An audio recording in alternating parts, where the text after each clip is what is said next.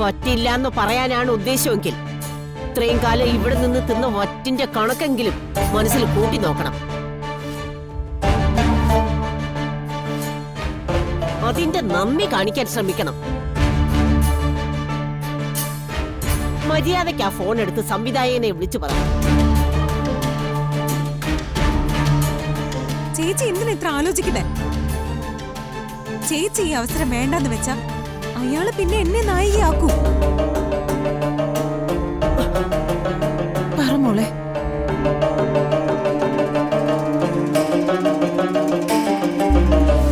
അച്ഛൻ എന്നോട് പൊറുക്കണം.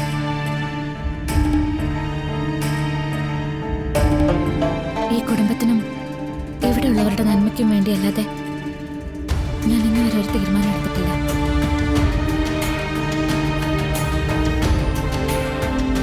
ഇപ്പൊ ഞാനത് തീരുമാനിച്ചതും ഈ കുടുംബത്തിന്റെ നന്മയ്ക്ക് വേണ്ടിയാണ്. അതെപ്പോഴെങ്കിലും അച്ഛന് മനസ്സിലാവും.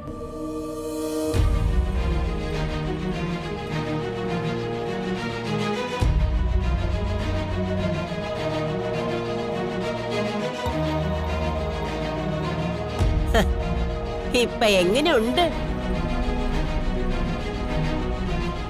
അമ്മയുടെ വാക്ക് തട്ടിക്കളയാത്ത മോള്. അച്ഛൻ ആഗ്രഹിക്കുന്ന വഴിയിലൂടെ മാത്രം നടക്കുന്ന മോള്. പറഞ്ഞിട്ട് പോയത് കേട്ടില്ലേ? അവക്ക് സൗകര്യം ഇല്ലാന്ന്. തൃപ്തിയായില്ലേ ദേവാ നിനക്ക്? തൃപ്തിയായില്ലേന്ന്? ചേച്ചി അഭിനയിക്കില്ല അച്ഛാ.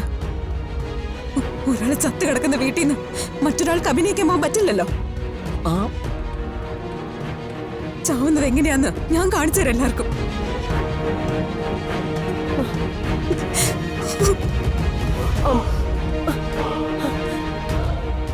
പണ്ട് ഞാൻ പറഞ്ഞിട്ടുണ്ട്, വളർത്തി വലുതാക്കി അവള് നിങ്ങൾക്ക് ജനിച്ച കുഞ്ഞിന്റെ ജീവൻ എടുക്കുമെന്ന്.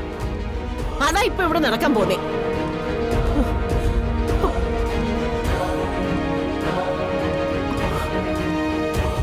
രാധിക മോള് നമ്മളെ നിഷേധിക്കുമെന്ന് ഞാൻ ഒരിക്കലും പ്രതീക്ഷിച്ചില്ല. അവളുടെ കാര്യത്തിലെങ്കിലും കണക്കൂട്ടലുകളും തെറ്റിപ്പോയിട്ടില്ലെന്നാണ് ഞാൻ ഇതുവരെ വിശ്വസിച്ചിരുന്നത്. ആ ഒരു വിശ്വാസം ഇനി വേണ്ട.